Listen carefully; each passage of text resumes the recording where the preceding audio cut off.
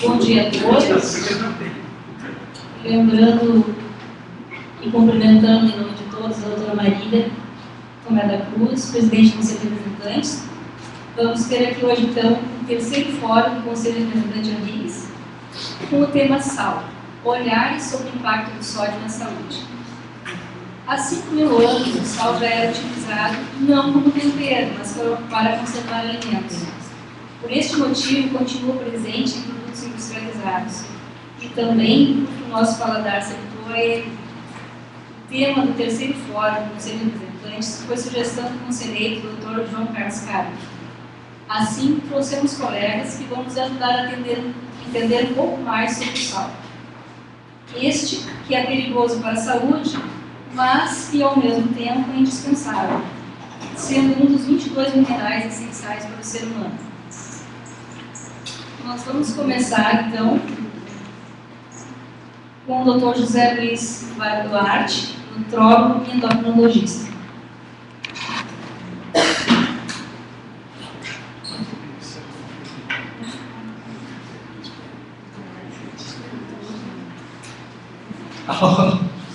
Começando com ela, em primeiro lugar, agradecer a oportunidade de poder falar com vocês sobre um assunto que eu vou ter que confessar, é a primeira vez que eu vou falar.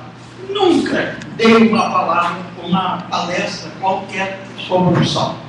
E aí, como há poucos dias atrás, eu fui coordenador de uma mesa em São Paulo, de um assunto que eu nunca tinha ouvido falar, mas quando começaram a falar, eu vi que ganhei grande cartaz do auditório, quando eu tive um cidadão italiano, comunicou que ele tinha vindo da Itália para instituir essa tal de comissão de nutrição dentro dos hospitais, que era algo novo e moderno.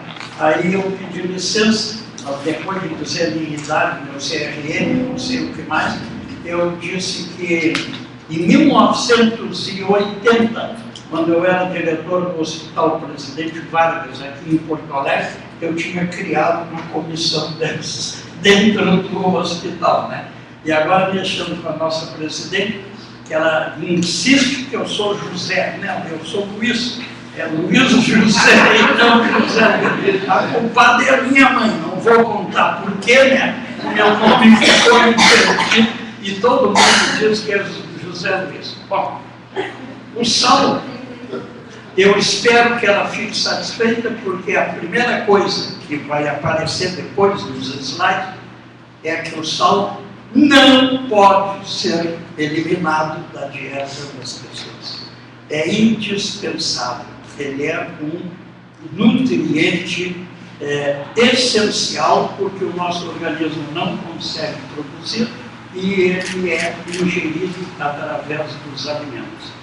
E eu dei uma palestra para as nossas amigas da Merriles aqui, e lá tem uma senhora que foi hospitalizada, ela tem 2 filhos médicos, foi hospitalizada no IMSS dentro por um negócio que ninguém sabia o que ela tinha. Ao fazerem os exames, descobriram que ela estava com distúrbio hidroeletrolítico por deficiência de sal. Então, isso é um negócio que é importante. E quando agora ainda que a doutora ficou com um livrinho meu, eu estou dizendo que eu consegui ser conhecido devido a essa frase que um belo dia eu botei na primeira edição de um livro que eu fiz. Coma de tudo sem comer tudo. O segredo é saber qual é a quantidade de cada alimento que a gente deve receber.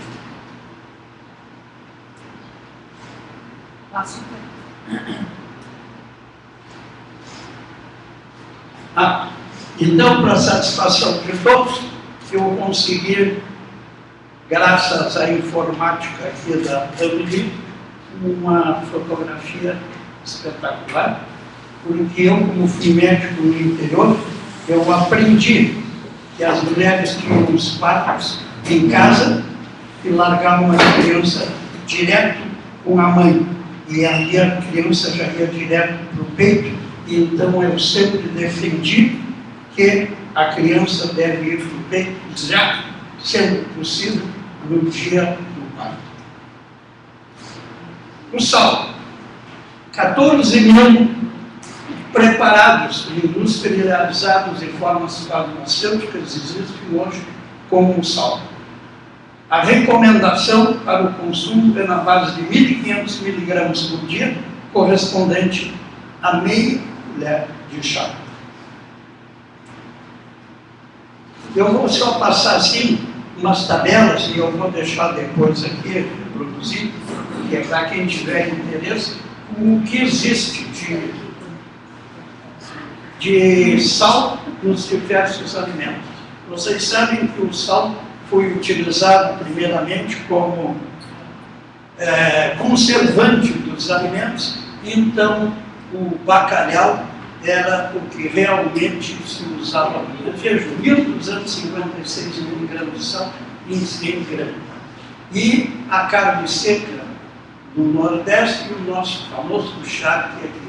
E vocês vão ver aqui uma relação, inclusive no leite em pó, 105 miligramas de os queijos, tudo com grande quantidade de sal. Vocês sabem que esse daí eu já passo? Sim, eu passo aqui. Você pode passar aqui, ou eu passo aqui. Tá bom. Isso, ladinho. Então, tu pode passar? Tá, claro. E, se vocês olharem aquela tabela, vocês vão encontrar que os doces também possuem sal. Então, vocês têm aqui bolo. Desculpa. Bolo de chocolate e sorvete com sal, refrigerante. Isso aqui foi outra coisa muito importante, e foi aqui na Henriques, casualmente, numa mesa, que o Dr. Luquez me mostrou que o refrigerante normal tem 10 miligramas e o refrigerante zero tem 40 miligramas de sal. Sim. Bom, aí então vem a propaganda aquela dos meus livros. Nesse congresso lá, eu bancando o cara antiguinho, né? Alguém me perguntou, mas como é que o senhor está com 84 anos? É muito simples, é só comprar o meu livro e seguir o que está escrito ali, que vocês vão conseguir chegar nessa mesma coisa. Então, estou passando para vocês esse negócio aí. E aí, então, claro, a única pessoa que reclama diariamente, que ela viu eu pegar uns livros, assim, já vai carregando o teu livro. Pô, mas se eu não sei que os livros são bons, como é que vai ser, né? Não pode ser. E tem vários colegas, inclusive do interior, que receitam esses meus livros para os seus clientes, por uma razão muito simples. Eles são escritos de maneira que os clientes possam ler. Me lembro que quando eu fui publicar o meu primeiro livro, aqui numa editora de livros médicos, eles se negaram a publicar, porque não era livro para médico, era muito simples, falava com língua de gente, né? Eles queriam coisa complicada. Sim? Agora, os médicos nutrólogos, nutricionistas, sem citar os demais componentes do Sistema Nacional de Saúde Pública, estão na obrigação de diminuir o sal em todos os alimentos. Realmente sou de opinião que a finalidade de devolver sabor aos alimentos industrializados é a grande razão do aumento do sal nas diversas preparações. Só que a indústria alimentícia tem que ter um cuidado especial, porque assim como nós conseguimos eliminar as gorduras transgênicas, nós não podemos eliminar o sal dos alimentos. Sim. O sal é um componente indispensável no metabolismo humano. Seguinte, suor, conseguir lá, custei para conseguir um cara suando aqui, tem uma perda enorme de água e uma perda de sal. Então essas pessoas têm que ser complementadas a sua alimentação em termos de sal.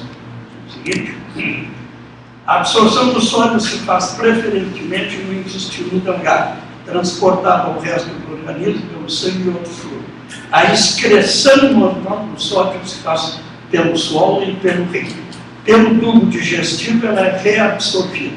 Cuidado, portanto, com os casos de vômitos, diarreia, pelo rim do adulto, corresponde a 640 mil equivalente, que dá 1 a 2 mil equivalente por quilo de sódio por dia. Seguinte.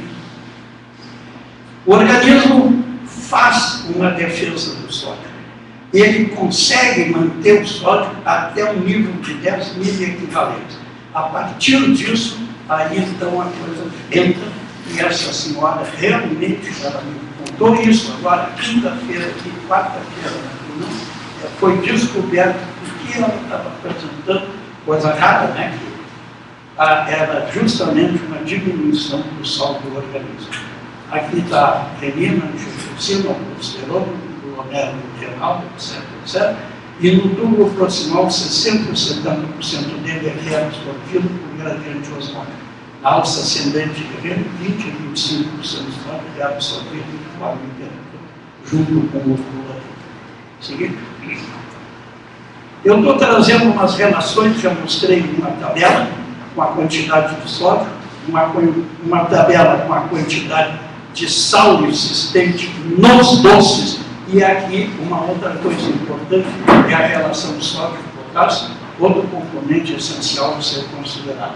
Estou apresentando aí também uma tabela dessa relação. Seguinte, aqui tem, ó, aí aparece o bacalhau, banana, batata, cenoura, chocolate, aqui com o sódio e potássio.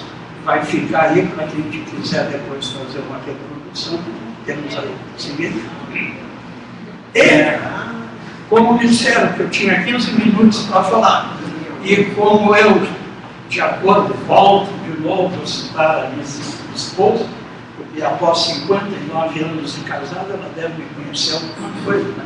E um dos defeitos que ela percebeu, que é muito grande, é que eu falo muito. Então, como me deram os 15 minutos, eu quero dizer que realmente isso aqui eu usei apenas para provocar, porque é certo que os outros colegas aí vão dizer, acho que na sua maioria, o sal faz mal. Muito obrigado. Obrigada, no final, se ainda tivermos tempo, a gente abre para perguntas e debates. Chamamos agora, então, o pediatra Dr. José Carlos Duarte dos Santos.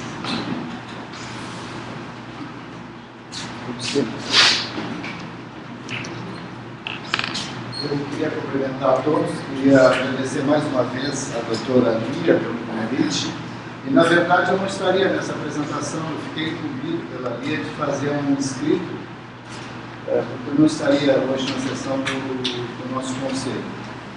Mas houve uma mudança de vida, as coisas acontecem muito rapidamente, então, aquilo que eu tinha inscrito, eu transformei nessa pequena apresentação que eu vou falar para vocês também, aproveitando o tema central.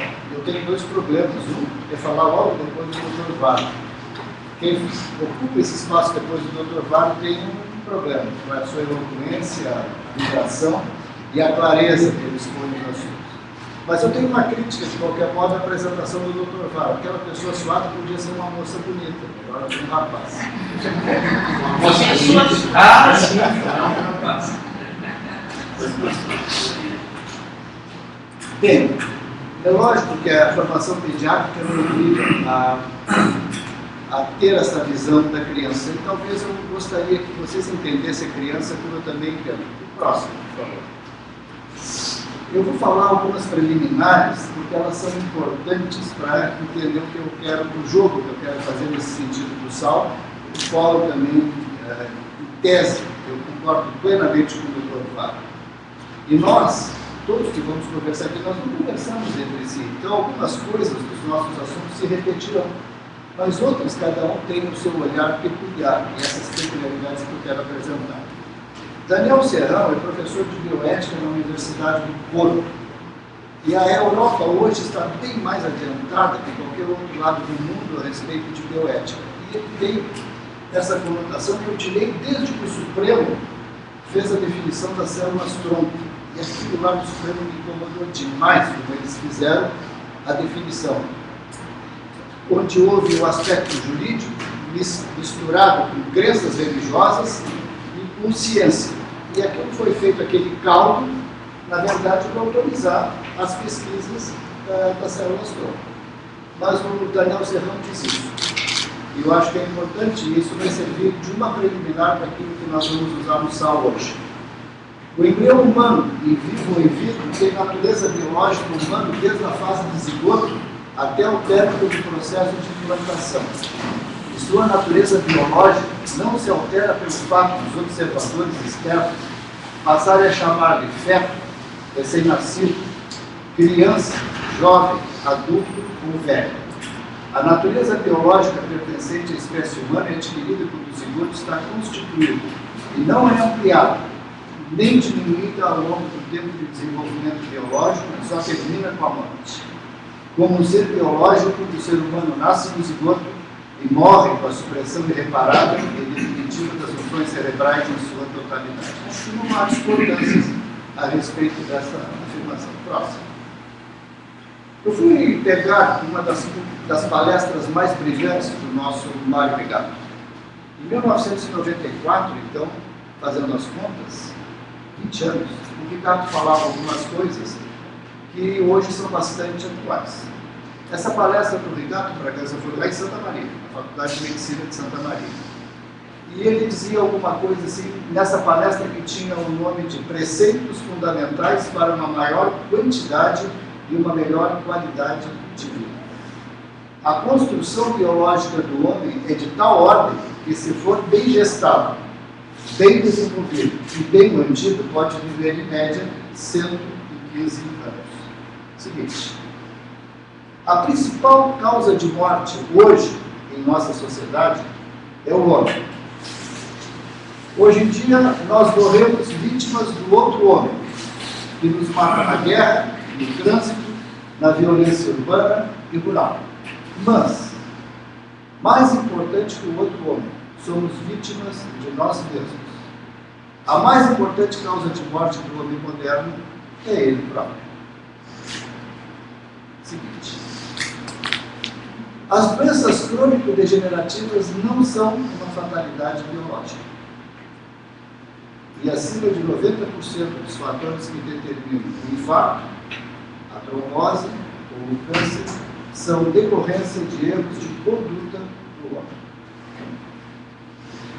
Bom, essas eram as preliminares. Quais são os erros de conduta?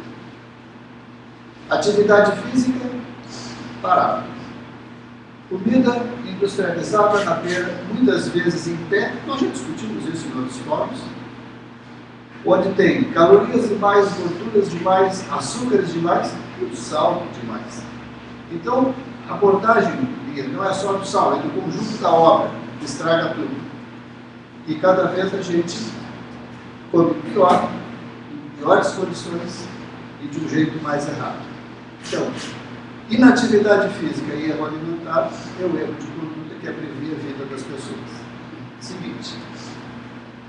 Se a necessidade determinada é de 6 gramas por dia, que corresponderia a 4 colheres de café rasa, e mais ou menos 2 gramas, que já está embutido naturalmente em qualquer alimento, conforme a lista que o Dr. Vara apresentou, e a gente consome, em média, de 10 a 12 gramas, por causa do saleiro na mesa. Nessa mesma palestra, o Ricardo dizia o seguinte, que no bandejão do RU que ele tinha prestado atenção lá em Santa Maria, o sujeito se serviu, recebeu a bandeja e ele, antes de sentar na mesa, ele já passou o sal em cima de tudo. E fez a abordagem, só não sabia nem se estava bem salgado ou não. Os alimentos embutidos que ninguém se lembra que aquilo ali é sal, tem que ser conservado. A maioria dos engenheiros que fazem alimentação diz o seguinte, leite infantil, desses que a gente usa para as crianças, é um cano de PVC que deu errado. Essa é a fala deles. Se a gente conhecesse margarina, eu jamais comeria. E assim vai. Os alimentos industrializados. A gente sabe que tudo que é de ruim vai naqueles nuggets. Parece que tem pena, parece que tem bico, parece que tem pata de frango. Menos frango. As conservas, elas já são um cálculo salgado. Enlatados, todos são assim. Congelados é pior ainda. Quem não sabe a história da carne congelada, principalmente o frango? Compra-se 1 quilo de frango congelado, depois que ele sai de qualquer coisa, ele vira 300 gramas. É uma solução salina hipertônica, né? Defumados também. Salgados de pacote é a cultura que passa com as nossas crianças. As crianças gostam de quê? Coca-Cola e snacks. Chips. E assim vai. E os refrigerantes, como foi mostrado pelo Dr. Vale, os lights são 4 vezes mais salgados que os normais. Qual é o problema? O porquê disso? E por que eu estava trazendo a história do homem? Porque nós, mais do que a genética, nós reproduzimos comportamentos. E o nosso comportamento, o hábito que a criança vê, ela vê os pais comerem esses salgadinhos de pacote. Como é bom no cinema, Coca-Cola, aliás, pipoca e guaraná. Como é bom ver televisão, comendo biscoitinho, algumas outras coisas e come-se embutidos. E o sal? O sal é importante porque ele aumenta o sabor, ele preserva os alimentos. Então, de saudável, ele pode se tornar patológico. Seguinte, existe alternativa? Existe. Logicamente, a mudança dos hábitos requer consciência. Isso aí, mais do que a palavra do médico na solidão do seu consultório, passa por uma questão como a nossa, como instituição, e começar a formar opinião a respeito do problema. E isso vai também para dentro da escola para a questão da conscientização. Se a cantina se permitirem que as crianças continuem levando merenda com biscoitos, embutidos, chips, etc., isso aí estaria errado, e refrigerantes. Então, isso tem que ser banido. É possível a substituição do sal? Sim. Pessoas dizem que falta cozinheiras no nosso meio, pessoas que saibam cozinhar. Porque a alternativa das ervas aromáticas, do limão, da própria cebola e da salsa, isso melhoraria muito, diminuiria muito o consumo do sal. E aquilo que foi falado pelo doutor Vale, é necessário uma maior ingestão de potássio através das frutas e dos legumes. E nós estávamos brincando, se o Lula soubesse, ele comeria bacalhau com banana. Isso seria ótimo para os intervalos dos jogos de tênis. Seguinte. Uma correlação também da vida. Nós não podemos viver sem sal. A história do homem, as primeiras células vieram do oceano, do ambiente salgado. E é necessário que a gente tenha lembrança disso. Nós não somos um roedor da Austrália que pode passar sua vida inteira sem botar uma gota d'água na boca. E ele tem capacidade de concentrar aquela sua urina a mais de 10 mil osmóis. Nós não somos também um castor que concentra no máximo em 500 miliosmóis. Nós flutuamos e precisamos desse líquido extracelular para as nossas funções vitais. Aquilo que perdemos no suor, aquilo que perdemos nas nossas relações normais. E o nosso organismo é feito para poupar o sal, que ele é fundamental como componente do nosso volume, do controle do nosso líquido extracelular. Então, naturalmente, os mecanismos de perda de sal e perda de água, eles são resposta àquele consumo que nós temos. E essa função renal normal é capaz de trabalhar também com esse sal ao longo de um tempo. As crianças não fazem insuficiência renal crônica como fazem os adultos. Hoje os adultos são penalizados basicamente por diabetes e secundariamente pela hipertensão. Criança é malformação e infecção urinária. Então, esse aspecto não nos preocupa imediato. Nos preocupa é o hábito, é o consumo exagerado. É o seguinte. A mesma coisa que foi falado sobre o fundamento da fisiopatologia. Essas respostas integradas, então, assim, no momento que a gente consome mais sal, imediatamente a ativação de receptores de baixa pressão ao longo dos vasos. E depois, se o excesso de carga osmótica é grande, vai haver supressão da formação da angiotensina 2 e o mecanismo, se eu estou comendo muito sal, o que vai acontecer? Eu não preciso perder tanto, ou vou ter que perder mais sódio, ou vou ter que poupar mais água. Então, aí que vem a resposta fisiológica. Pode haver estimulação de mecanismos natriuréticos, mas termina ultrapassando o limite e vem a pressão alta. E vocês sabem, lesões ocorrem pelo uso continuado, e depois de um determinado período, aí como vai ser falado, nós teremos insuficiência renal crônica. Seguinte. Mas onde que entra o componente da vida? É comprovado, há evidências formais a respeito disso, que grávidas, durante a sua gestação, que consomem muito doce e muito sal, este hábito dá preferência aos seus filhos. As crianças continuam com essas preferências independentemente do costume. A intensidade da ingestão e da excreção de líquidos no recém-nascido é 7 vezes maior que em relação ao peso do adulto. A criança, de um modo geral, no momento do nascimento, ela não tem boa capacidade de concentração na sua vida. E todos os mecanismos fisiológicos de perda de sensibilidade da água do sódio são mais digamos assim, finos em relação ao adulto. A gente vai chegar a uma função renal plena somente com 1 ano de idade. Somente quando chega ao final do primeiro ano que a taxa de filtração, que aumentou 6 vezes ao longo desse período, alcança a taxa de adulto. E mais do que todos esses componentes, eu gostaria de chamar a atenção assim, o desenvolvimento de uma criança sempre representa a interação entre a hereditariedade mais o ambiente. E cada vez mais numa sociedade complexa como a nossa, mais do que os fatores genéticos, os fatores ambientais e comportamentais, eles assumem um volume muito grande de importância sobre o ser humano. Seguinte. Quais são os erros de conduta que a gente tem? É a reprodução de um componente social, cultural e ambiental e cada vez mais alimentar. E essa reprodução desses meios passa pela sociedade.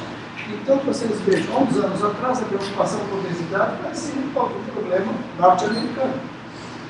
Hoje em dia, já o IBGE está dando os dados. A sociedade brasileira, 50 e tantos por cento já assumiu, está obesa. Quer dizer, é um problema brasileiro também. Quando eu me formei, há quase 40 anos atrás, a minha formação tinha dois quesitos. Era a desnutrição e a mortalidade infantil que nos acachapava. E nós tínhamos medidas básicas de sobrevivência contra a diarreia, contra a infecção respiratória, vacinação, aleitamento materno, crescimento e desenvolvimento. A pediatria se fazia em cima desses 5 eixos. Hoje, nós temos um novo componente, obesidade. E essa reprodução desse padrão, ele é cada vez mais feminizado. Fora o aleitamento materno imediato, é necessário que a gente tenha logo em seguida condições de que essa criança vá receber uma estimulação absolutamente, uma alimentação saudável. Algo também que eu gostaria de trazer. O estudo brasileiro recente encontrou em crianças e adolescentes com excesso de peso o risco 2,8 vezes maior de desenvolver dislipidemia. Quer dizer, as nossas crianças também já têm aterosclerose. Na Inglaterra, etiopsias foram encontradas fetos com aterosclerose. Seguinte. Quais são os erros de conduta? Hoje em dia, há consideráveis evidências que o sedentarismo aumenta o risco para o aparecimento da obesidade, diabetes, diabetes tipo 2 e doenças cardiovasculares. Você sabe que cada vez ficamos mais na frente dos computadores. É seguro ficar em casa. É difícil, muitas vezes, frequentar parques ou academias. E todas as atividades são individualizadas pelo telefone celular, pelo computador, pelos jogos em rede e uma série de outros atrativos que limitam a atividade física. O famoso campinho de futebol, o playground também é cercado e muitas vezes ele é sujo, é perigoso, então não é utilizado. Quando a gente fica na frente da televisão, ou fica jogando, é comum o copo do refrigerante do lado, os alimentos doces, salgados, industrializados e excessivos que a gente fica beliscando. Então é comportamental esse tipo de situação. E como é que nós vamos entrar na índole desta formação do comportamento? É do dia a dia. E ela passa despercebida pelas pessoas, porque as pessoas agem desse modo inconscientemente. E é aí que fica o nosso problema. Seguinte. Também, refeições fora de casa. As crianças estão acompanhando os pais, estão indo comer fora de casa. Comida com baixa qualidade, hipercalórica e muito saudável. Muitas vezes com produtos industrializados, não se tem tempo de fazer uma boa comida, pega-se uma caixa congelada e bota-se no micro-ondas. há uma diminuição do consumo de frutas, hortaliças e leguminosas. Eu pergunto isso no meu consultório. É muito raro criança gostar de frutas e não tem o hábito de comer porque não se compra. E as mães dizem, compra e apodrece, então eu não compro mais. Mas deveria comprar e manter o hábito. Depende do jeito de fazer. Bem, a diminuição do consumo de sal ao longo da vida reduz o risco das doenças cardiovasculares, o uso de antihipertensivos e certamente o número de mortes. E você sabe, quem come mal tem como comorbidade alteração do hábito intestinal. Então depois a gente pode fazer um outro fórum sobre câncer do intestino. Seguinte, quais são os nossos desafios então para terminar? É a busca de hábitos saudáveis. E isso que é difícil, é mudar a sua rotina. É, na verdade, refletir sobre aquilo que nós fazemos. O ar que respiramos, a comida que comemos e até a água que bebemos. De um modo também simples, que você sabe que muitas vezes a água mineral que a gente bebe tão saudável também é carregada de sódio. Nós temos que ter uma consciência coletiva e individual a respeito desse problema. E como a educação é um meio de formação, eu sugiro a nós, o Conselho e a diretoria da Ambicos, do mesmo jeito que nós temos campanhas como o Fundo Zero, campanhas do trânsito, que nós tenhamos também campanhas com frases que chamem a atenção da coletividade, porque aquilo que a Ambicos diz forma muita opinião a respeito do consumo de alimentos industrializados, o consumo do sal, que a gente possa colocar nos nossos painéis, nas nossas frases, algo que chame a atenção da população, porque a gente sabe que eles estão morrendo e esse bem vai estourar ao longo da vida. As políticas públicas não são efetivas, não são eficazes e não são reconhecidas. Há necessidade, então, que a legislação endureça, porque não existem padrões europeus, existem padrões do Oriente, principalmente do Japão, a respeito da industrialização de alimentos e da produção de pães e doces, nesse sentido. Então, tem que haver uma regulamentação da utilização do sal nos produtos com controle efetivo. Não adianta só fazer a lei, tem que ter controle. Sim. Eu agradeço mais uma vez a Lia ao convite. Obrigado.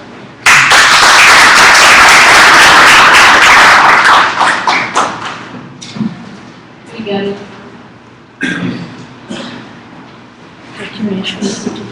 Vamos agora para a geologista de Santa Maria. Só tudo preto, certo? Tá.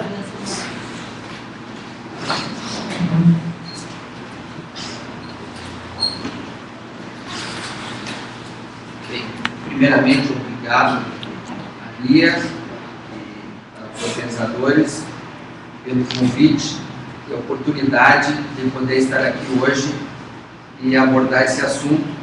Eu também é a primeira vez que vou falar sobre sal.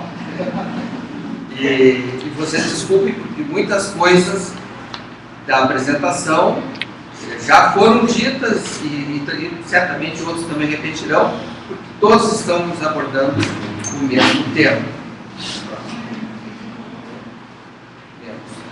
Bom, o sal é um herói ou é um vilão? Já foi dito que ele é um nutriente essencial, portanto, se ele é essencial, ele não pode ser um vilão. Então, depende. Tudo que é bom também pode ser ruim. A gente pode morrer de sede e também se pode morrer afogado. Então, a questão é a medida. Próximo. Herói. Já foi dito, o sal é necessário à sobrevivência de todos os seres vivos. Todos nós viemos do ar. Esse é o que acreditamos. Então, nós somos um meio salino e para nos mantermos fora da água, nesse meio salino, existem inúmeros mecanismos e neles está envolvido o sal. A pressão, a osmolaridade plasmática, ela pode ser definida pela quantidade de sal vezes 2,1. Então, isso define a importância do sal para nós. O sal regula, ele é o principal soluto do meio extracelular. Então, ele regula a osmolaridade plasmática. Também, quem já trabalhou em emergência conhece o salgadão. O salgadão é uma infusão de sódio a 7,5%, o soro fisiológico é 9 por mil. a 7,5% pessoas que entram no pronto-socorro de choque hipovolêmico, hemorrágico ou não, elas podem ser mantidas vivas por até 2 horas aproximadamente, com uma simples injeção de uma solução salina hipertônica. E isso nos dá tempo para que chegue o sangue, que certamente é a melhor opção, mas até que tipe, até que o banco de sangue seja acionado, até que ele chegue, uma solução hipertônica de sódio mantém o paciente vivo. E com isso ele pode ir ao bloco cirúrgico e ser resolvido o seu problema. Então o sal é um herói. Também, todos aqui certamente lembram, menos o meu filho que é mais jovem, do soninho caseiro, que foi divulgado nos anos 70 e resolveu grandes problemas. Os pediatras então são os craques nisso. Resolveu grandes problemas de desidratação, principalmente em países pobres. Se não me engano, a pessoa que divulgou o soninho caseiro ganhou, parece um prêmio importante, não sei se Nobel ou não, que era uma solução em um copo d'água de uma colherzinha de sal e uma colherzinha de açúcar e dá para a criança. Portanto, o sal é um herói. Próximo. Mas esse mesmo herói pode se transformar num vilão. Quando que o sal é um vilão? Quando há excesso. Porque quando há excesso de sal, ele vai reter do meio intracelular para o extracelular e vai chupar água. Né? E nós vamos ficar com excesso de volume contido. Vamos ficar hipervolêmicos. Junto a isso, o sal traz o cálcio e é um ativador do sistema simpático. Então, o cálcio mais a ativação do sistema simpático vai aumentar a resistência periférica. Então, aumentando a resistência vascular periférica associada a um aumento de volume, nós vamos ter hipertensão arterial com todas as consequências advindas disso. E isso tem uma importância, mas esta importância é sobremaneira importante num grupo de pessoas que são chamados hipersensíveis ao sal. Neste grupo encontram-se as pessoas que já são hipertensas. Neste grupo encontram-se os afrodescendentes. Não precisa a pessoa ter a cor negra, mas se o avô pode ter sido negro, eles têm a genética negra. Não é? Também os idosos, também diabéticos, também renais crônicos, não é? Entre outros. E aqueles que são grandes consumidores de sal. Não tendo nenhuma carga genética, mas ele sendo um grande consumidor de sal, ele passa a ser mais sensível ao sal. O excesso de sal num jovem não afrodescendente e que consome, e que não tradicionalmente é um grande consumidor de sal, se ele consumir muito sal um dia, 2, ou aumentar um pouco, isso muito pouco reflexo vai ter na sua pressão. Próximo. Bom, o sal, como já foi abordado, ele teve uma importância histórica muito grande, porque até o início do século XX, em que surgem os congeladores, ele era o meio por excelência da conservação dos alimentos. Então ele teve muita importância, ele era muito defendido, as cidades que tinham minas de sal eram fortificadas para defender essa riqueza. E, inclusive ele deu nome a algumas cidades, como Salerno na Itália, Salzburgo na Alemanha, dada a importância que tinha. Já na época dos romanos, eles pagavam seus soldados com sal, daí surge o nome salário. Também o salada, que nós chamamos, as verduras que comemos de salada, vem da adição de sal para melhorar o gosto daqueles legumes. Então, vejam como o sal está arraigado na nossa história. A própria riqueza do Rio Grande do Sul as charqueadas, que foram famosas na virada do século, e depois, com o advento da refrigeração, as grandes charqueadas foram se eliminando, mas era uma riqueza importante.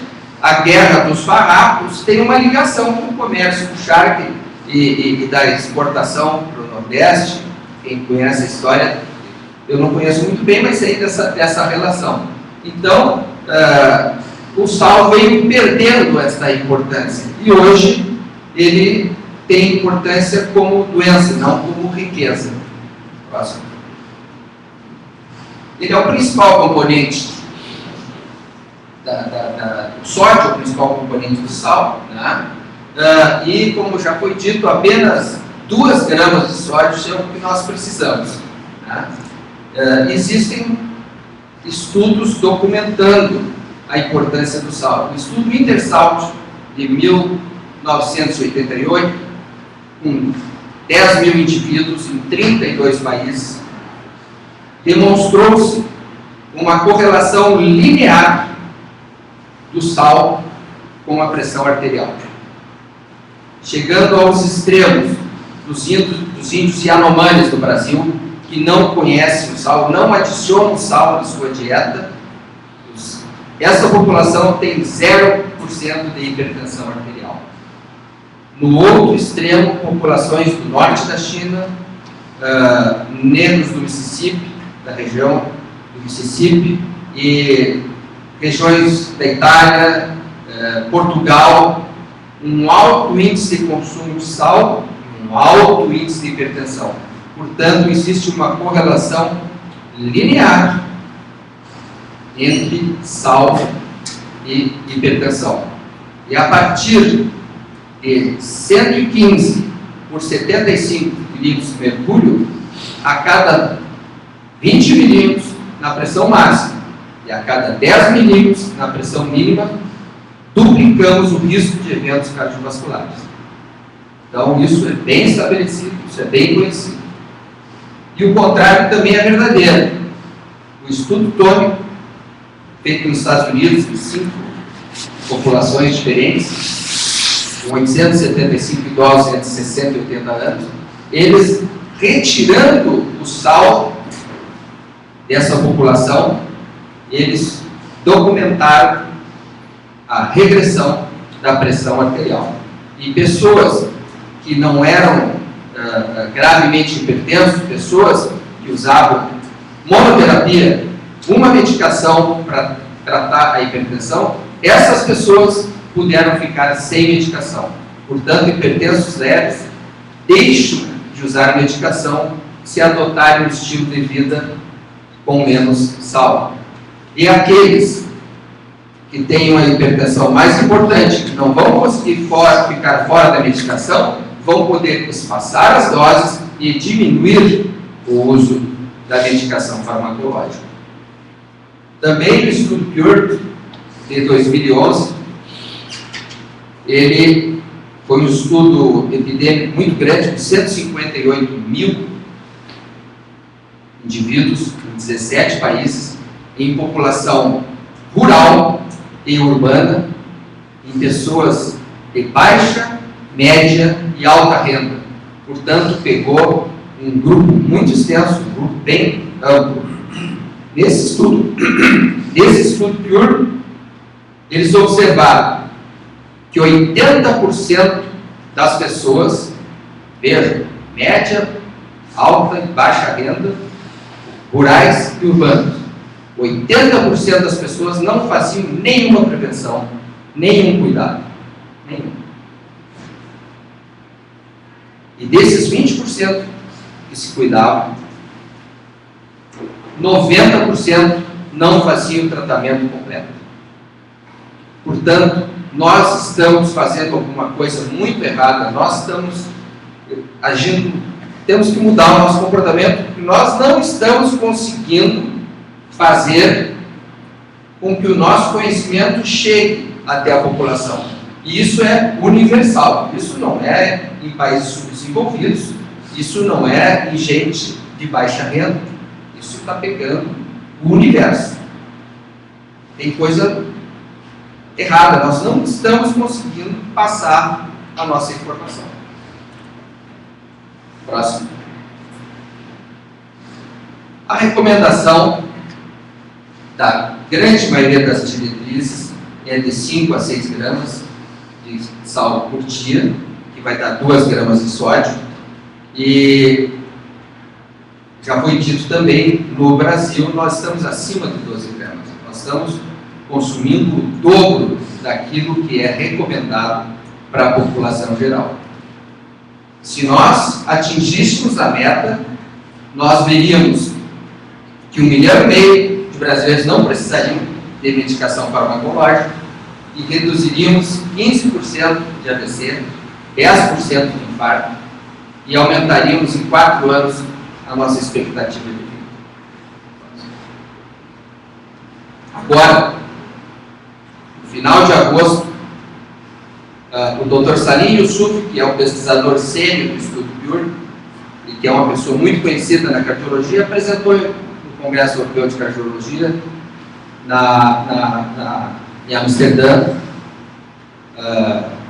um subgrupo do Estudo PURE, esse de 158 mil pessoas, e eles chegaram ao seguinte resultado: que o sódio está ligado à pressão arterial de uma forma importante, isso não é novidade, mas de uma forma importante apenas nos grandes consumidores de sal.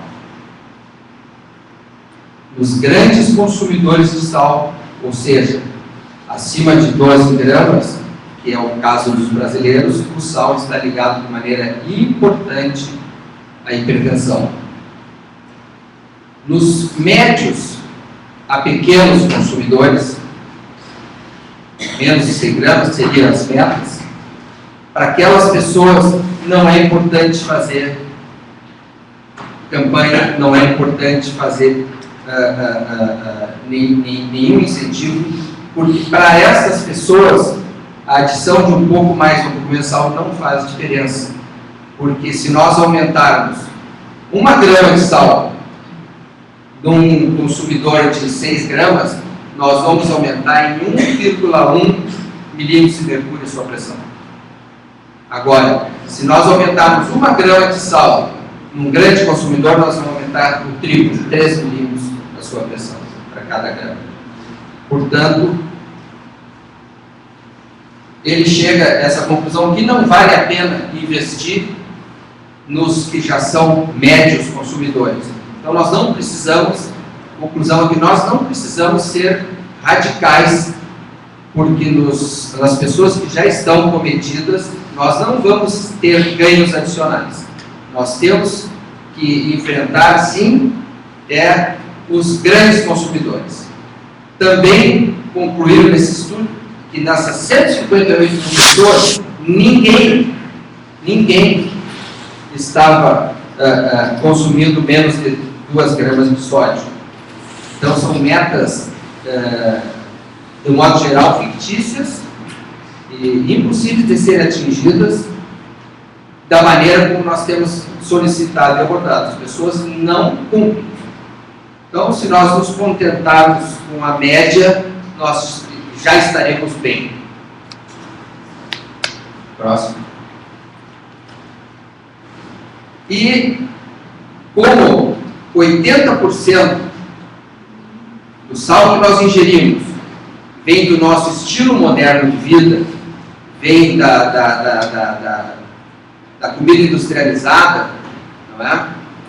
O que nós precisamos fazer não é focar no indivíduo, e sim focar nas campanhas públicas para que a nossa margarina tenha menos sal, para que o nosso pão tenha menos sal, para que as nossas massas prontas, para que todos os alimentos processados contenham menos sódio. E esta é a grande meta. Políticas governamentais.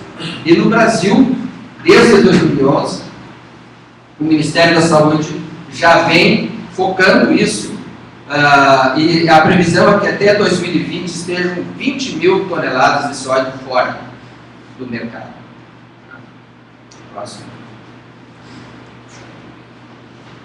E a notícia boa é que, à medida que o sódio é reduzido, o organismo começa a se adaptar e esperar um gosto menos salgado. E este passa a ser o nosso padrão normal.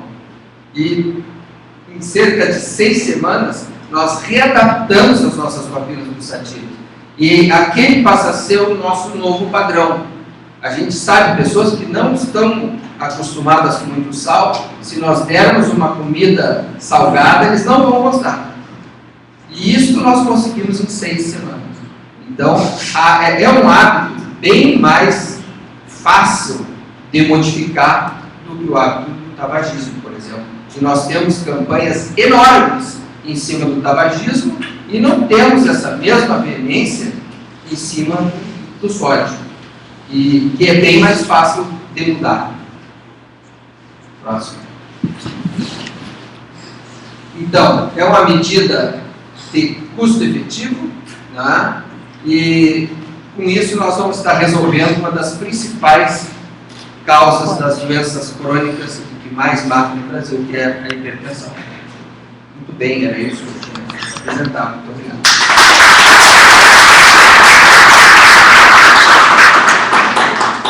Obrigada, doutora Guilherme.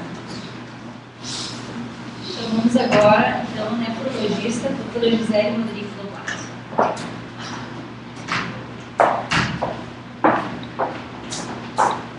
Bom dia, obrigada pelo convite.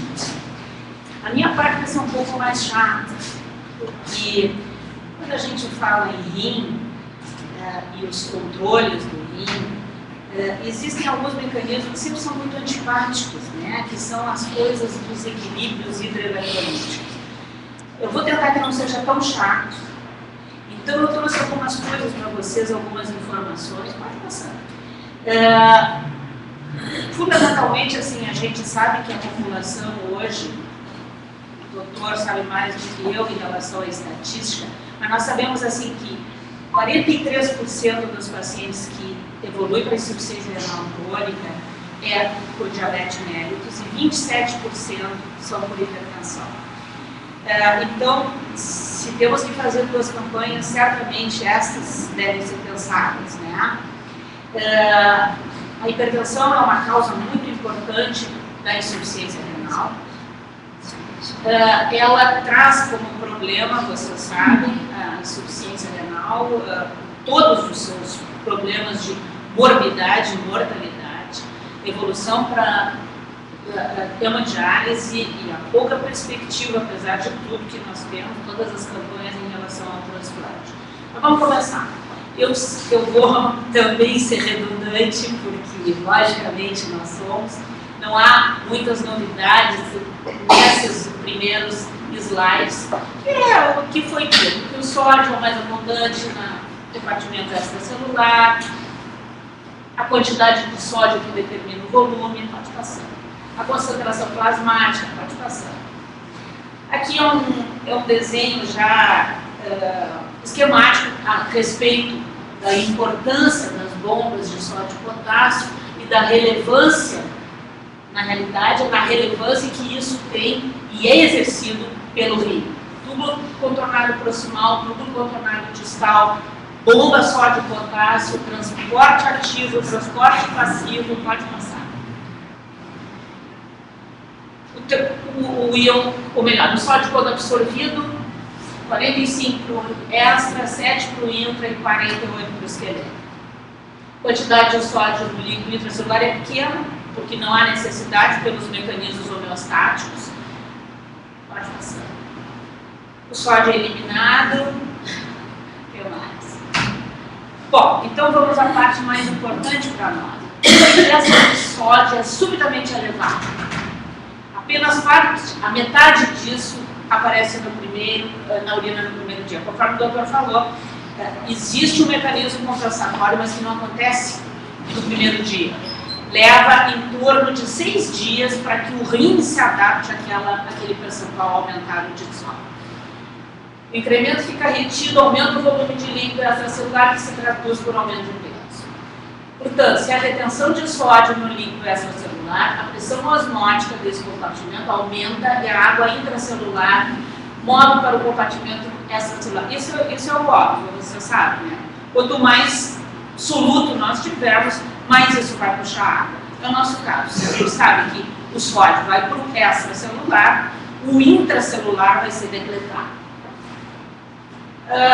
A hiperosmolaridade do líquido extracelular também pode estimular a sede e a liberação do hormônio antidiurético, fazendo com isso um aumento do volume extracelular. Esse é um mecanismo, mais ou menos, do controle da osmolaridade. Vocês sabem que nós temos os controles hipotalâmicos. Os núcleos supraóticos são excitados pelo eco. Eu não gosto muito de falar com o microfone, eu acho que a minha voz é boa. Não, mas eu acho que não. Então, assim, a minha voz é boa, né? Não precisa ver. Então, assim, é excitado pelo fluido extracelular concentrado, ou seja, ele tem uma quantidade aumentada de sódio, ele está mais concentrado, isso estimula o hormônio antidiurético liberado pela glifosate. O que vai acontecer? Vai aumentar a reabsorção excessiva de água pela urina, que vai tentar corrigir a concentração excessiva de fluido extracelular. O que vai acontecer com a urina concentrada? Tendo em vista que a maior parte do volume corresponde à água, teoricamente seria assim que o balanço da água seria mais importante. Então quer dizer que quanto mais sódio a gente tomar, a gente ingerisse, se a gente fizesse proporção em relação à água, o mecanismo seria o controle da água, quando na realidade não é. As alterações na liberação do hormônio antidiurético e na excreção da água são mediadas principalmente pela tonicidade dos líquidos do organismo, a qual é controlada pelo sistema osmorregulador e não pelo sistema de controle do volume extracelular. Essa é a importância porque o desequilíbrio hidroeletrolítico é mais eletrolítico do que hídrico. Por quê? Porque o eletrolítico é que faz isso. Também isso aqui é um esquema de funcionamento de um néfron e que mostra isso para vocês, a importância de cada setorização do rim, fazendo com que haja reabsorção ativa de sódio, aqui a reabsorção com bomba de sódio e potássio, aqui uma reabsorção também, e ainda no tubo antes do túbulo coletor, ou melhor, no túbulo distal, no túbulo coletor a gente tem essa reabsorção passiva da água. Então, assim, o rim, ele tem essa grande capacidade de poder, assim, organizar e reequilibrar dentro da sua complexidade, lá num túbulo microscópico, ele tenta, através dessas bombas de sódio e potássio, através da troca de água. Então, o rim é muito importante. Todos os órgãos são muito importantes, é evidente, eu não quero com isso desfazer de coisa nenhuma, mas ao contrário, nós somos um equilíbrio, né? Essas coisas não acontecem equilibradamente. No meu caso, a importância, e no meu caso, o que eu quero ressaltar para vocês é a relevância que isso traz para o rim. Diminuição da filtração glomerular que acontece com na insuficiência renal pelas mais variadas causas, hemorragia, estenose, artéria, perda de função, diminui a excreção de sódio. O que acontece quando diminui a excreção de sódio? Há uma diminuição na excreção de sódio e todo esse mecanismo acaba se perdendo. A íntima relação entre a filtração glomerular e a excreção de sódio. O que acontece? Quanto mais sódio, mais água. Aumento do volume extracelular. Aumento do volume extracelular, maior aumento da pressão. Por quê? Porque aumenta o aumento da atividade do sistema nervoso simpático, o doutor falou. Aumento da reatividade arteriolar às diferentes substâncias vasoconstritoras. Renina, angiotensina, aldosterona, participação das canicreínas, das endoteninas e o aumento do débito cardíaco. Aqui é um resumo também do sistema renina, angiotensina, aldosterona. Aumenta a quantidade de sal de retenção de água, aumenta o volume circulante, há uma perfusão no aparato justaglomerular do rim. Tá? E o que acontece? Desencadeia aquele mecanismo de liberação de renina a renina trabalha aqui, transformando angiotensina em angiotensina 1, angiotensina 2. O que acontece? O rim é estimulado a fazer uma vasoconstrição e aumento da pressão sanguínea compensatória. Além disso, através da liberação da angiotensina 2 também tem ação na suprarrenal, liberando a aldosterona. O que a aldosterona faz? Aumenta a reabsorção tubular de sódio e de cloro e excreta mais potássio. Consequentemente, há uma retenção de água. Então, assim, o acionamento desse sistema é extremamente ruim, extremamente prejudicial para nós. É lógico que ele tem a sua importância, como o colega disse há pouco, em relação àqueles momentos em que há uma depressão de sódio e água. Ele é muito importante para isso. Ele é um mecanismo de sobrevivência para nós. Angiotensinogênio, renina, angiotensina 1, aqui a enzima, angiotensina 2, aldosterona. Aumenta a retenção de água e promove a retenção de sódio. A vasoconstrição, através da angiotensina 2, aumento da retenção, da resistência vascular periférica, aumenta a pressão arterial. O sistema renina, angiotensina, aldosterona e as endoterinas têm efeito vasoconstritor, tá? E o sistema calicreína, cininas tem efeito, e o óxido nítrico tem efeito vasodilatador. Para vocês terem uma ideia, a calicreína, ela é 10 vezes mais potente que a renina. Mas mesmo assim, ela não, quando é desencadeado esse mecanismo, renina, angiotensina, aldosterona, ela perde toda a importância dela nesse circuito. Angiotensina 2. Os efeitos da angiotensina 2. A vasoconstrição direta, o aumento do inotropismo, aumento da absorção de água e sódio e ação cerebral ativando o sistema nervoso simpático. Estímulos para a liberação da renina. Queda da pressão de perfusão renal, redução do conteúdo total de sódio e volume intravascular, aumento do transporte de sódio pela mácula densa e os efeitos fisiológicos do sistema renina, angiotensina, aldosterona são todos direcionados no sentido de conservar sódio e volume para aumentar a pressão. É um entendimento equivocado, fundamentalmente isso. A gente está cheio d'água porque a gente comeu muito sal e o rim, exatamente por ter saído, há um aumento do volume e o rim entende que nós precisamos conservar isso. Então ele estimula a liberação de hormônios que vão agir, do ponto de vista direto, como ação vasoconstritora.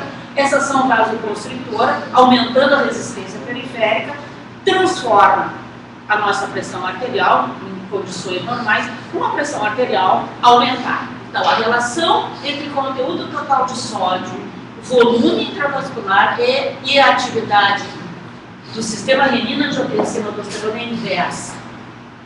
Ou seja, quando há déficit de volume circulante, ocorre grande liberação de renina, só que não há déficit de volume circulante. O volume está no extracelular, que aumenta a produção de angiotensina e aldosterona no sentido de manter a pH e resolver e reabsorver o sódio e água para restabelecer o líquido circulante. Pode passar. O sistema renina-angiotensina é um sistema enzimático peptídico sintetizado tanto na circulação como nos tecidos e é responsável por esses potentes mecanismos. Aqui são algumas coisas a respeito da renina, né? Também não fica muito específico, né? Bem, isso aqui, assim, a angiotensina, a importância da angiotensina quando se liga ao receptor específico causando vasoconstrição. O que acontece aqui? Há uma queda da pressão arterial, entendimento de queda de pressão arterial, porque o extracelular todo está aumentado, mas o intra não. Liberação de renina, liberação de angiotensina. Angiotensina libera, estimula a suprarrenal para liberar a aldosterona e há um curto-circuito, na realidade, que fundamentalmente aumenta a nossa pressão. Bom, aqui é a mesma coisa, assim, não tem problema. Não, pode voltar. Então, assim, esse é um esquema para vocês, assim, eu estou reforçando isso, né? Porque eu acho que é muito importante a gente entende isso, a gente entende o porquê da hipertensão. Diminuição da pressão arterial provoca a formação de prorenina, que provoca a formação de renina e que faz todo isso aqui, causa vasoconstrição, retenção de sódio e água e aumento da pressão arterial. Pontos chaves: a concentração plasmática de sódio é essa, a adaptação renal às variações na ingesta de sódio é lenta, a excreção urinária diária de sódio deve equilibrar-se com a ingesta e apenas 0,6% de todo o sódio filtrado é eliminado no urina.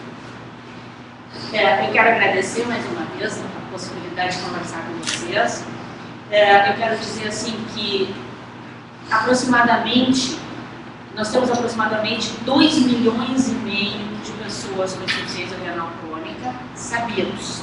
Se sabe muito bem que este é um valor equivocado, porque insuficiência renal crônica está subdiagnosticada. Subdiagnosticada porque a gente não tem possibilidade, do seu ponto de vista demográfico, de ter acesso, né, às pessoas. Mas, de qualquer maneira, a gente sabe assim, ó, que a partir dos 55 anos, a taxa epidemiológica de pacientes hipertensos aumenta em 59%.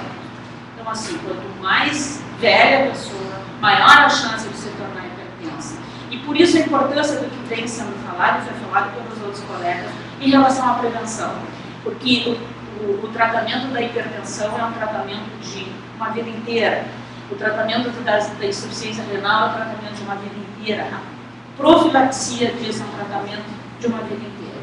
Então, toda vez que a gente imagina que se possa estar proporcionando para os nossos pacientes e para nós mesmos, logicamente, esses ensinamentos e essas oportunidades de entendimento, nós vamos estar diminuindo a taxa de mortalidade e, mais do que isso, nós vamos estar diminuindo a taxa de morbidade do nosso país. Porque o grande recurso do nosso país é usado para tratar as morbidades e comorbidades dos nossos pacientes, e são doenças evitáveis. O que é mais importante é que a hipertensão e o diabetes são doenças preveníveis, evitáveis e que podem certamente mudar o rumo da nossa história. Muito obrigada.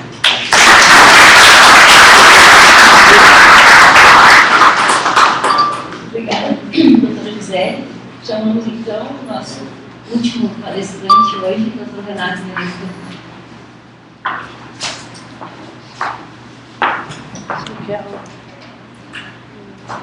Segue. Esse aqui, doutora, é a iluminação. E aqui só passar do lado. E aqui falta. O senhor me avisa. Passa. Quero agradecer ao doutor Maria o convite que surgiu meio de brincadeira. Quando falaram sobre sal, ela perguntou para mim: vai falar sobre sal de sono também? Então eu mexi com ela: sono não, mas talvez cefaleia tenha alguma coisa a dizer. Na verdade, isso aqui não terá nada acrescentado, que já foi dito. É apenas uma correlação curiosa que eu vou fazer sobre sal, cefaleia e no meio a hipertensão. Esses assuntos já foram comentados, então, para que se entenda como é que se chega na cefaleia, eu rapidamente vou tirar vários outros substâncias que podem ocorrer hipertensão e tal, vou me deter apenas no sal e na cefaleia.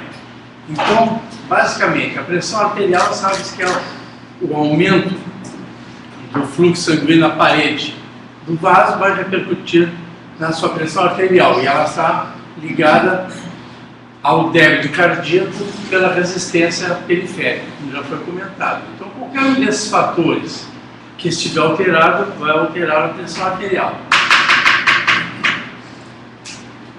Então, o coração vai agindo como bomba dentro do vaso sanguíneo e a partir daí vai dar as variações da pressão arterial. Então, variando qualquer um dos fatores do débito cardíaco ou da resistência periférica, será repercutido na pressão arterial. O débito cardíaco, por sua vez, é o volume sistólico vezes a frequência cardíaca. Isso é para se ter uma ideia geral, uma ideia já sabe.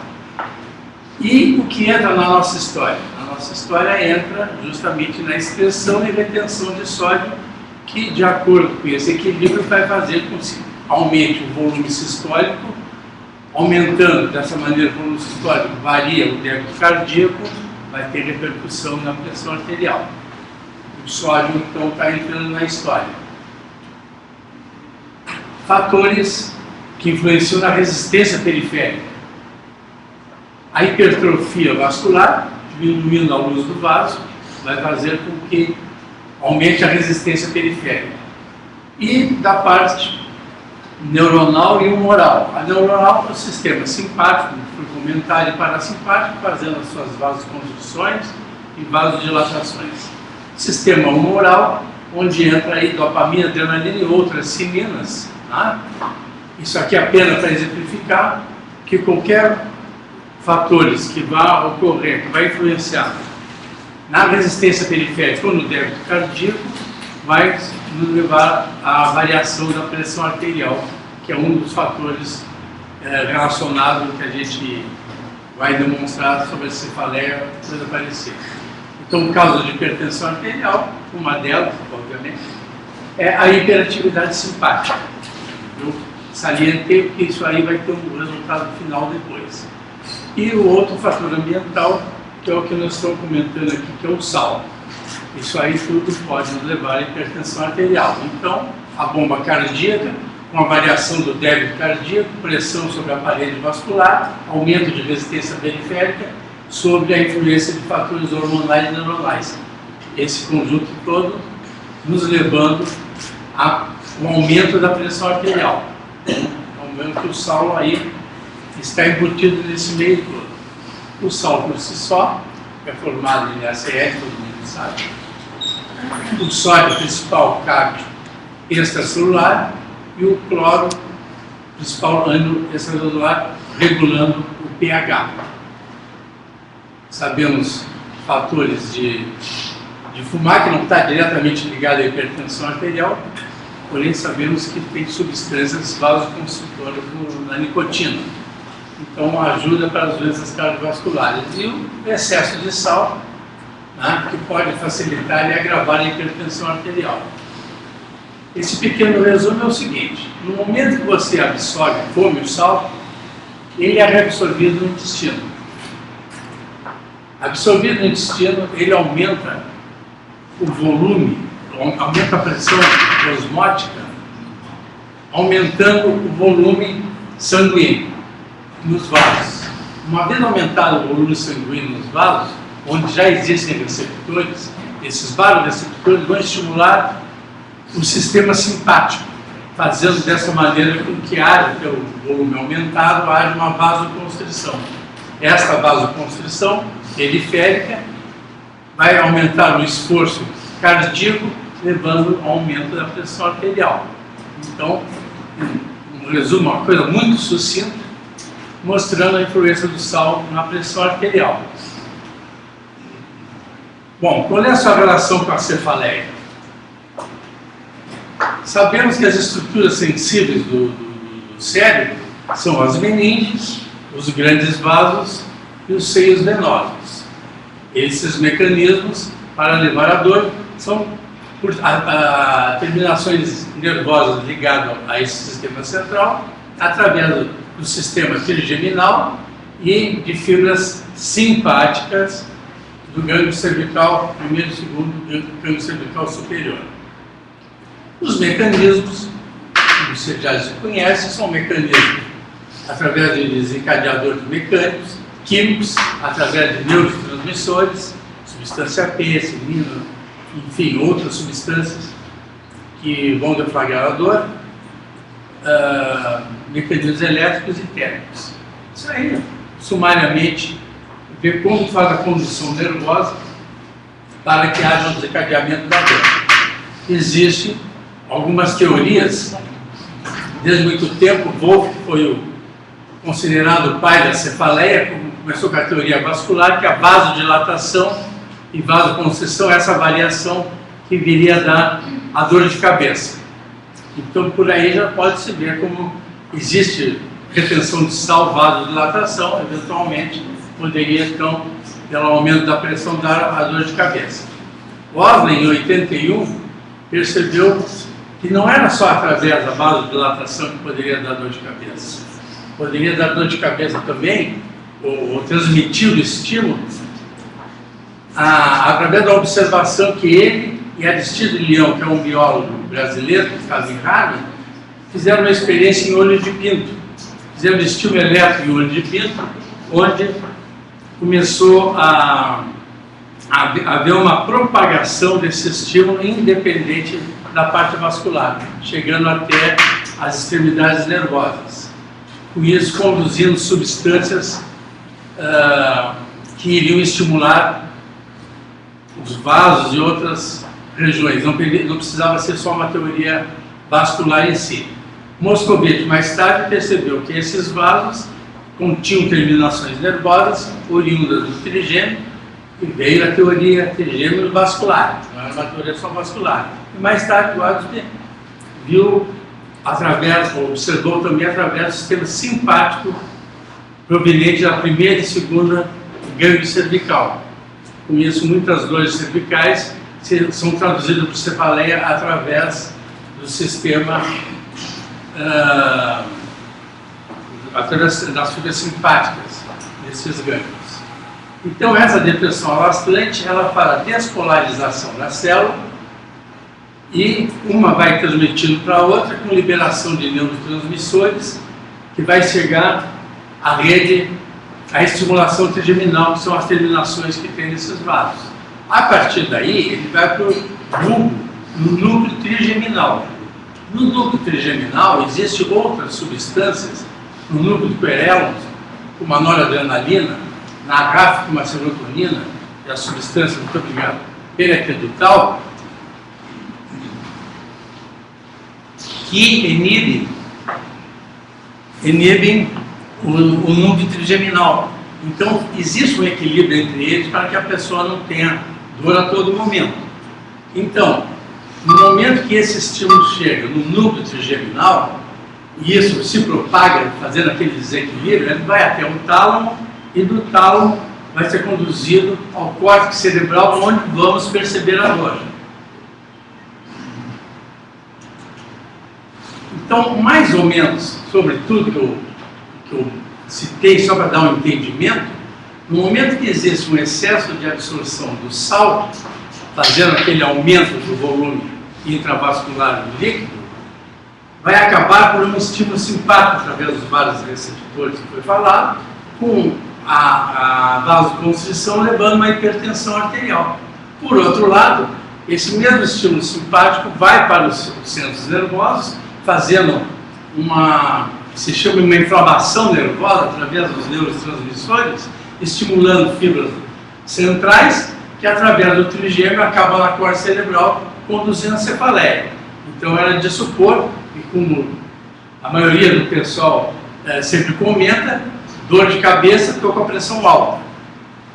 Porém, estudos que eu não encontrei, são muito poucos, pelo menos eu não consegui ter acesso, vi esse aqui da Universidade Luterana do Brasil, justamente falando sobre isso aqui, a ausência de associação entre cefaleia e hipertensão arterial sistêmica. Fizeram uma pesquisa de 150 pessoas, um N pequeno, onde verificaram vários tipos de cefaleia.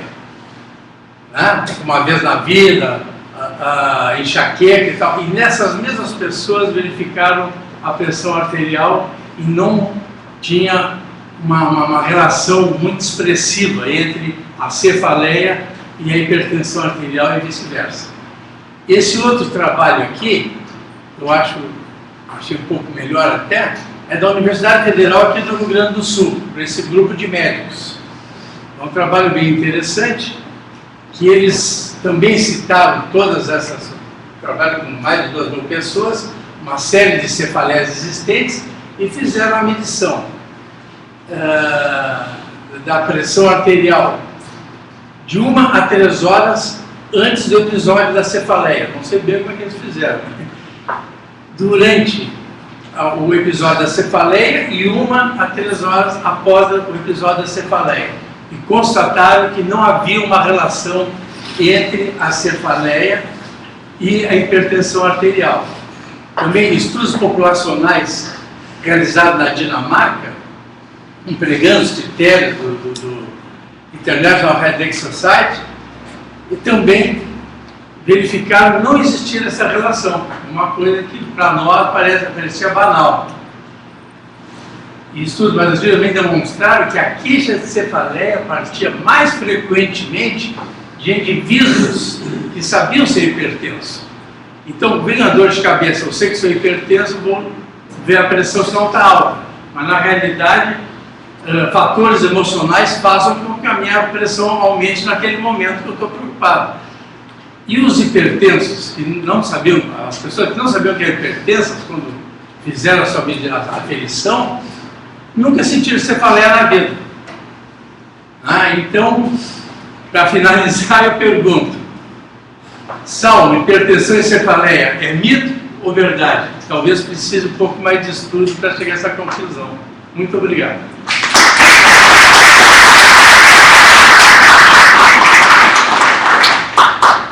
Muito obrigada pelo depoimento. Eu vou chamar os palestrantes aqui na mesa, porque ainda temos alguns minutos e a gente pode responder algumas questões.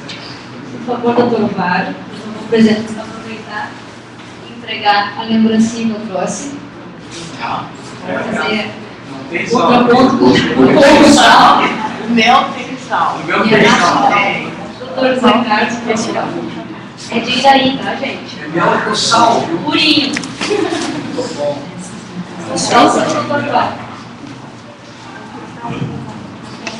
Doutor Legal Vargas. de a gente ver se está aqui.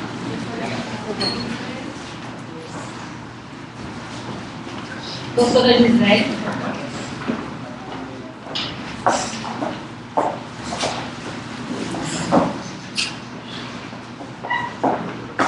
E doutor Demus.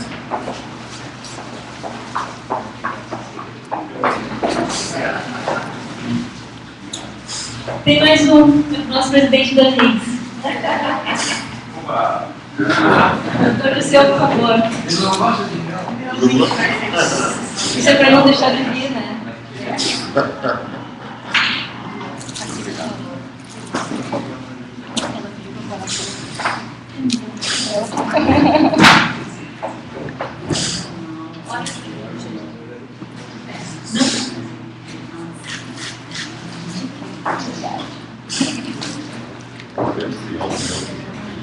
Dez minutos para perguntas, por favor.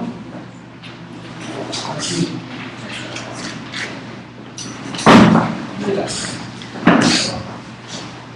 Para não ficar muito distante de vocês, eu vou passar aqui para frente. Mas assim, claro que não tem nada o que tirar e botar. Mas tem uma coisa boa que eu fico pensando: por que a gente não faz esse evento mais vezes, buscando o conhecimento desses colegas escondidos aí pelo interior e com conhecimento suficiente para dar uma aula dessa para nós aqui. Então, assim, eu vou primeiro dizer que o professor Varo eu não tenho nada para colocar e que se eu tiver alguma coisa eu vou direto no livro dele. O segundo foi o Zé Carlos que falou, e eu achei muito interessante quando te referiste à osmolaridade de certos animais que são diferentes do ser humano. Bom, só para a gente não ficar triste, essa osmolaridade tão diferente de certos animais como canguru, camelo, mas não precisasse, é porque nós precisamos de um meio intersticial bastante líquido para as proteínas que vão informar as células de certos estímulos urgentes. Se não houver água, o cara tem uma dinamia. Então, para nós seres humanos que somos multifuncionais, nós precisamos ter muita água no meio intersticial para que essas proteínas mensageiras levem a comunicação, encostem na membrana celular e informem o que ela deve fazer. Olha que interessante. Segundo, tu falaste, José Carlos, de propaganda, que a gente muda o hábito, enfim e tal. Eu diria assim, que a propaganda subliminar que nós temos no mundo todo e que nos faz tomar uma Antártica e ir no caixa e dizer assim: eu quero pagar minha Brahma, essa mesma informação, tu toma uma Antártica e vai lá pagar uma Brahma, porque está contido no teu inconsciente que a propaganda da Brahma, ela precedeu a Antártica. Então a gente sempre, cerveja Brahma. Olha, da mesma forma que os meios de comunicação nos fazem entender e comprar salgadinho, isso e aquilo, nós podemos fazer o inverso, usar o mesmo mecanismo do Pavlov, do reflexo condicionado, e fazer uma ressignificação do inconsciente a fim de que tu compre aquilo que é bom.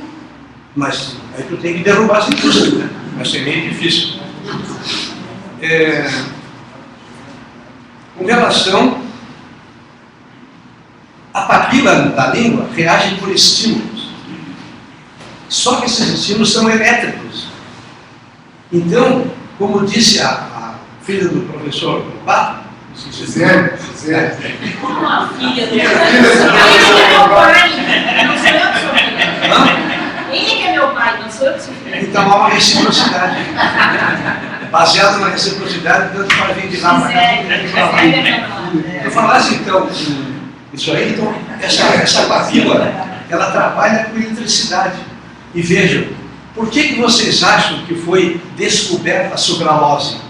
Por quê? Que tem um estímulo microvoltagem exatamente igual ao da glicose. Por quê? Porque a grana que foi entregue para os pesquisadores americanos para eles descobrirem uma molécula que não fosse diabetogênica foi espetacular. Quem é que são os mais diabéticos do mundo? As pessoas que têm mais dinheiro. Qual é a raça? Judia. São as pessoas que têm mais dinheiro. E foram lá inteligentemente e forneceram essa grana toda para que eles fizessem uma molécula. Então nós podemos fazer, daqui a uns tempos, nós vamos fazer uma situação eletrônica que vai substituir o gosto do sal. Porque gosto, gente, é uma diferença da absorção da eletricidade que a papila sofre.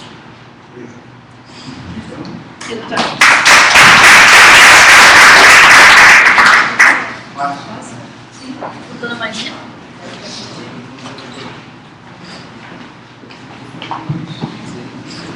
Primeiro, eu quero salientar a Lia, porque ali é o segundo fórum que ela prepara e eu achei terceiro, desculpa, mas esses dois últimos, agora que estou me lembrando, eu achei ótimo porque levanta os assuntos que a gente até deveria falar mais.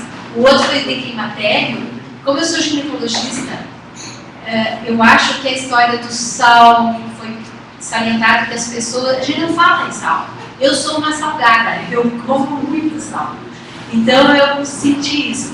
Eu acho que nós, ginecologistas, podemos falar na época que a mulher vem no climatério nos consultar, o pediatra já começar a levantar, né, a ideia de sal. E eu queria perguntar, especialmente para a Gisele, o que a gente poderia fazer, além da ideia que tu deste para o Mix, não foste tu, desculpa, o José Carlos, né, de fazer campanha, incluir o sal, eu achei isso muito bom, né, presidente? Eu ia dizer daqui a pouco. Eu também achei maravilhoso. E lembrar, a gente lembra da história do sal. E eu queria saber, Gisele, que exames, por exemplo, no climatério. No climatério, a gente salienta estilo de vida, né, a obesidade, tem que emagrecer, tem que fazer exercício, aumentar a ingesta de cálcio, e ninguém fala em sal. Claro, fala na hipertensão, no tabagismo, mas não especificamente. O que a gente poderia pedir para ver essa função que se pede? Colesterol, glicemia, blá, blá, blá. Tu acha que acrescentaria uma creatinina ou alguma coisa assim como rotina? Na medida que a gente sabe, né, Marília, que a creatinina é um marcador de função, não é um marcador de lesão renal, mas é um marcador de função. Certamente que a creatinina seria um bom incremento ao nosso rol de exames. Acho também, já que nós estamos pensando em coisas bem simples, eu acho que uma microalbuminúria continua sendo um marcador excepcional e é um marcador mais próximo de lesão renal do que de função.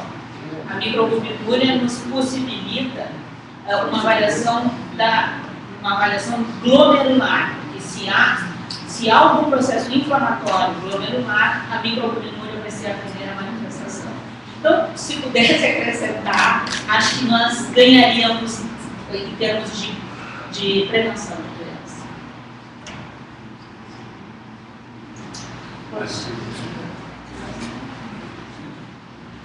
Qual é a composição do sal de farmácia?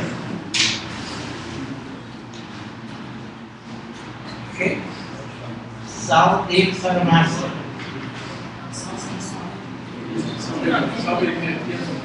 Sem sódio, né?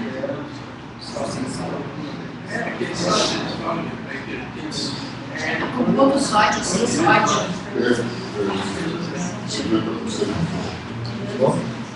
Menos sódio. Eu só conheço cloreto de potássio. Cloreto de potássio. Não sei se responde a tua pergunta, não saberia responder na íntegra. Eu só conheço alternativa ao sal normal, cloreto de potássio. É sim, uma resposta para o Dr. Bernardo.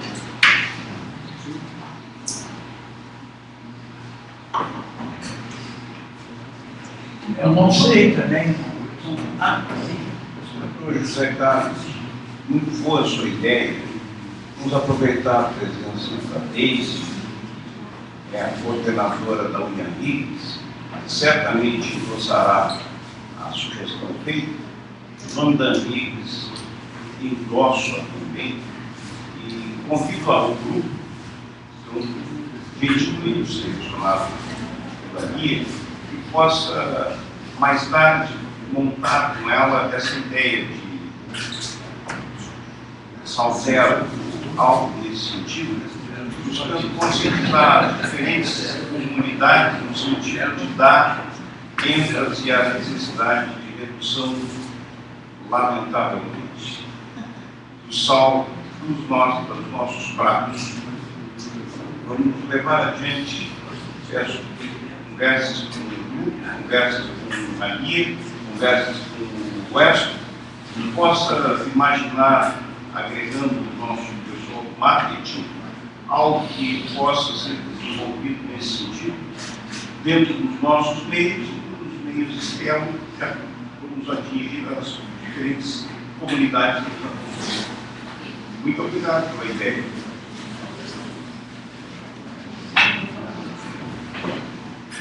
Bom dia a todos. Em primeiro lugar, quero cumprimentar os componentes da mesa, todos, como diz na Europa, expertos, todos especialistas no assunto. E, pegando o que a Marília falou, já a pediatria, ela dá alguns anos um assunto dos mais importantes, que é a prevenção de doenças no adulto com dieta saudável na infância. Então, a partir de uma dieta saudável na infância, vai diminuir a hipertensão, vai diminuir a obesidade, vai diminuir a hipercolesterolemia, a constipação e uma série de coisas.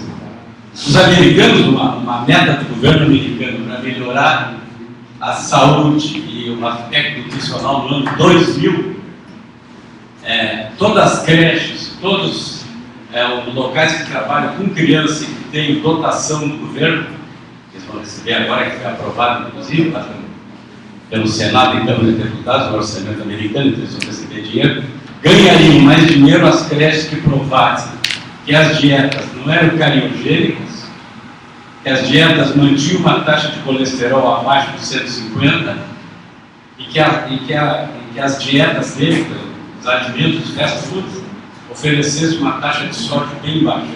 Daí o governo americano daria uma dotação orçamentária maior para essas creches.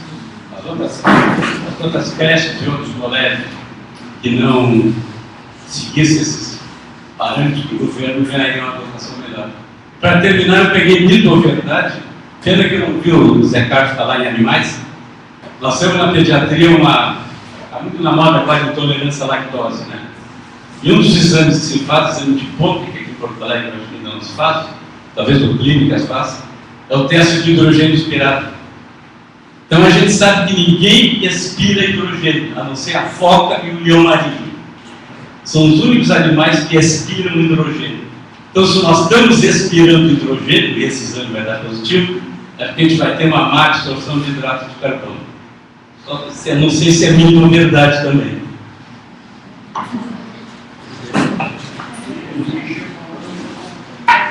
Antes de acabar, um aviso de utilidade pública da Graça, para todos se dirigirem ao hall de entrada. Quem for de Porto Alegre fazer um recadastramento na Unimed, e quem não for de Porto Alegre no estande da Medicina, é isso? agora ao término do nosso evento aqui, tá? Lá embaixo. Eu gostaria de entregar, então, os certificados.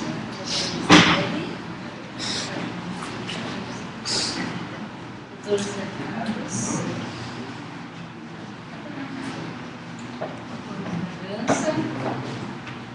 Doutor Amaro. Doutor Renato. E assim,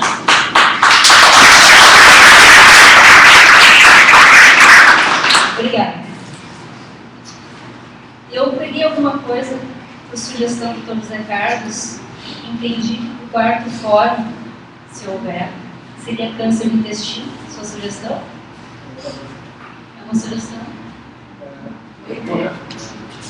Não diretamente câncer de intestino, mas a alimentação, o fator de risco da alimentação é o câncer. Ou então o hábito intestinal é o câncer também. Quer dizer, o hábito que se come, o que não se evacua e se chega na classificação de câncer. Mais ou menos seria essa correlação.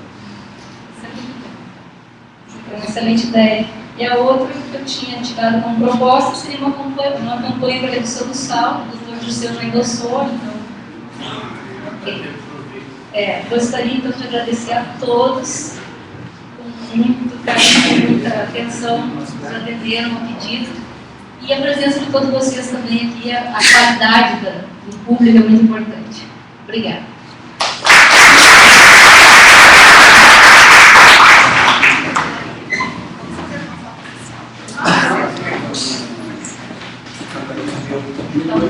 Deixa. O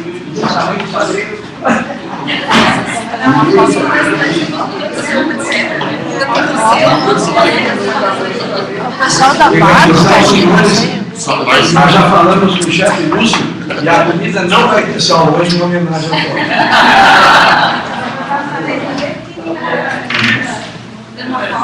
Quer alguma coisa? Agora vamos fazer foto.